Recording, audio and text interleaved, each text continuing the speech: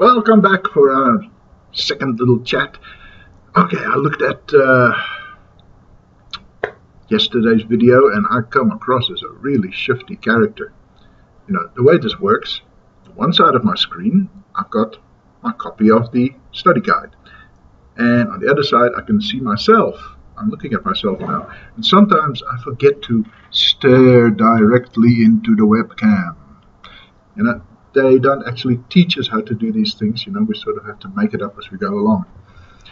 Also, I have to record in one go because I have not a clue how to edit video. If you want to come and, volunteer to make us something beautiful, and you've got skills in that direction, please do. Okay, let's see, what haven't we done in Unit 1 yet?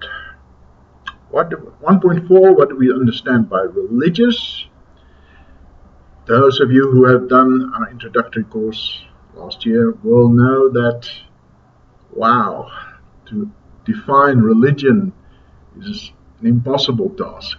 Well, not really. Actually, it's a very easy task because everyone seems to do their own, Get 100 scholars of religion and you get 101 definitions of religion. So, if we call new religious movements, then, yeah. Okay, so when we say new religious movements, well, we are talking about something with some kind of supernatural referent. Okay, there's something more than political, more than economic. Many of the things that we see in new religious movements you will also find with motivational speakers. If you go to a Tony Robbins meeting, it is clearly modeled on an evangelical revival meeting. There's no getting away from that. Still, we don't call Tony Robbins the leader of a new religious movement. You can if you want to, but to make that argument, well, I'll see you in the PhD. Okay. So now in second year, religious means something supernatural about it. There is a God, a Buddha, something somewhere involved there. Then, okay, in the study guide, this is actually the previous section. I'm going to talk about it second. What do I understand by new? Now, we could just say 100 years. Anything older than 100 years is not a new religious movement. But 100 years might not be enough for a new religious movement to settle down, calm down, become just another respectable religious choice. Some of them do it much more quickly. The Hare Krishna movement, or the International Society for Krishna Consciousness, to give it a full title. If you could go back to the early 70s, whoa, those guys were radical. They were different. They were, to join the Hare Krishnas was a major break from society. That's no longer true. Lots of people are now members and they hold down jobs, they have kids, and, Sundays they go to the Hare Krishna temple where they go chant and worship, just like other people go to the Baptist church to go sing and worship. See, it is no longer so countercultural.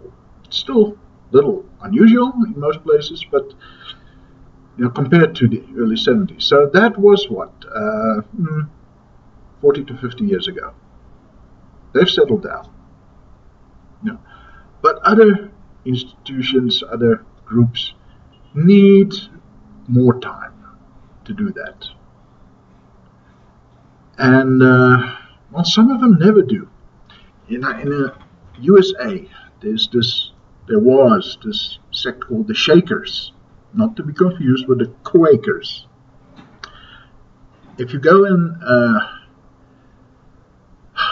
look them up, there's just been a news report that the second last Shaker just died. There's one Shaker left in the entire world. Now, one reason for this is because Shakerism was completely opposed to sex. No sex. Right? So the only way they could get new recruits was by converts, and the other thing they did, they adopted children into the movement. This has been going on for 200 years, but then, 200 years ago, if you were the Shaker Church, you could just, oh, here's a little orphan child, whoop, we'll take him and raise him as one of our own, and with a bit of luck, he'll become a Shaker. And so,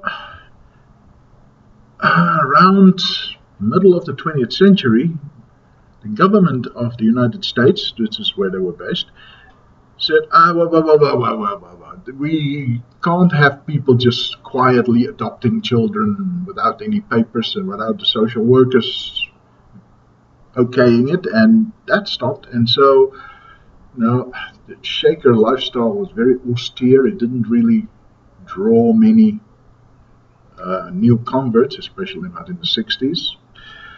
And so they started dying out, and now there's only one left. If you're watching this in the second semester, there might be none left.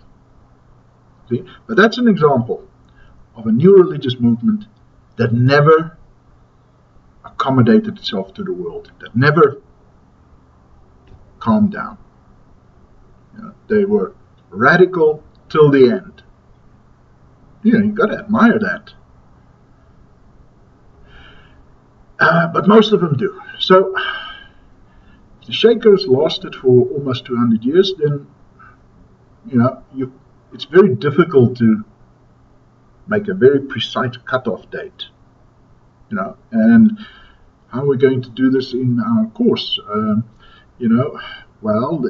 This is now 2017, so if last year we could still teach this new religious movement that was founded in 1916,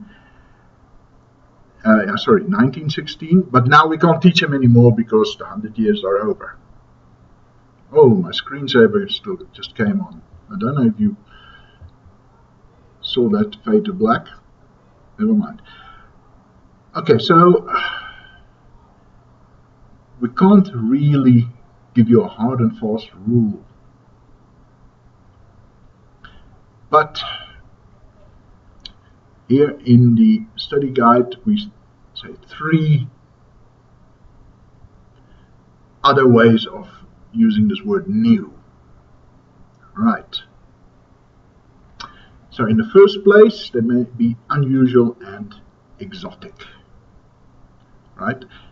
Now, that now depends on where you are studying. Because if we're studying the Hare Krishnas, right, then when they were introduced, they were new, they were exotic, they were strange in the Western world. But in India, well, they weren't saying anything that was new there. They were saying it in a slightly new way, or appealing to different kinds of people maybe, but their doctrine is pretty much standard variation on Hinduism. Now, second thing, it may refer to movements that results from an unexpected change in direction or reversal. Well, think about it. If you look at the 1930s, 1940s, 1950s,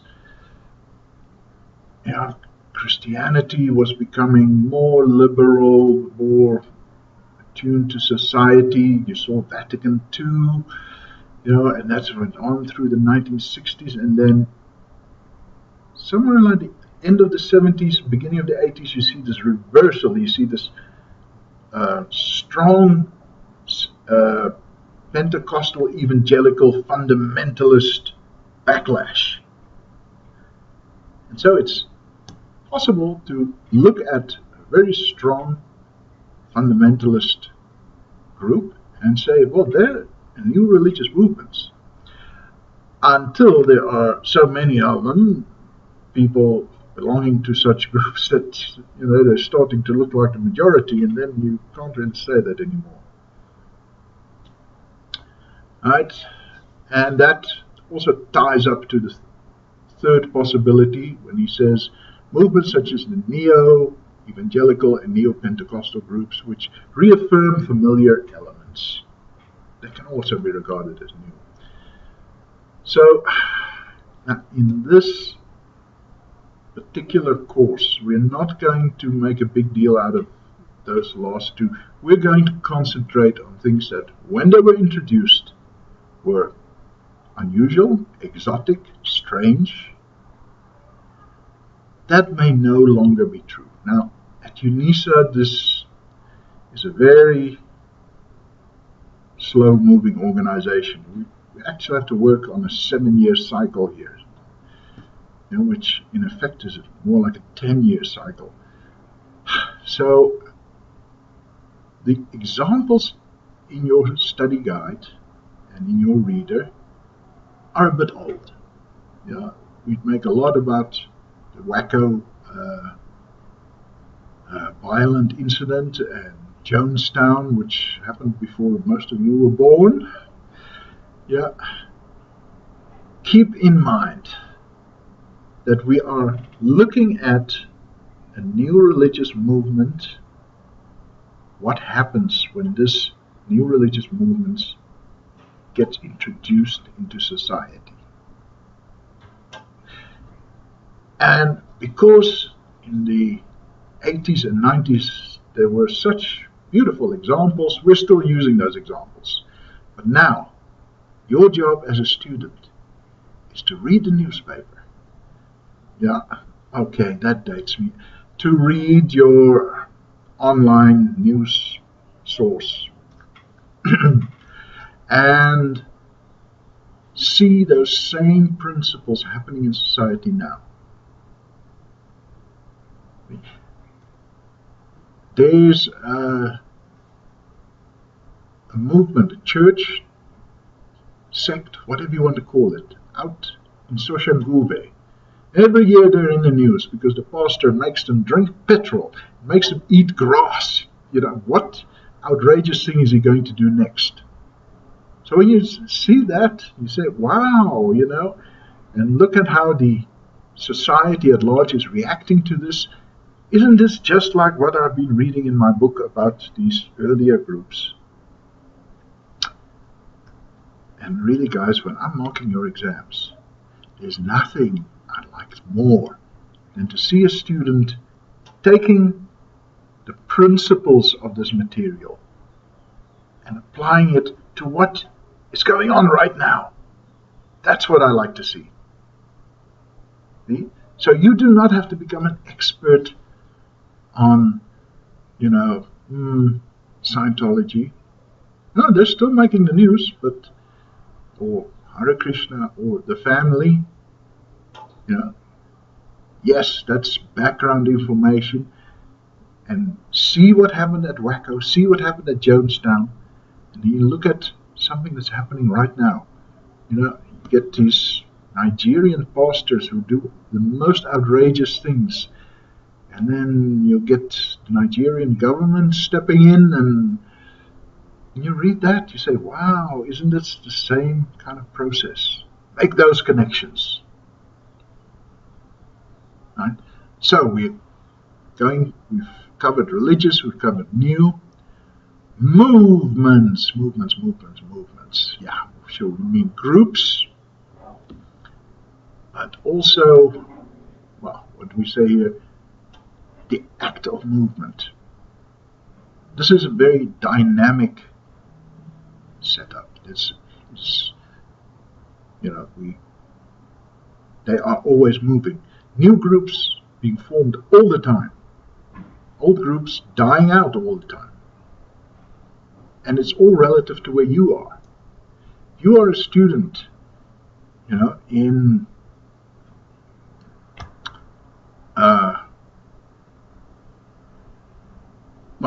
this is South Africa, let's just use the old racial terms, in a white suburb, then what's a new movement for you? It's going to be different than if you're a student in a black township.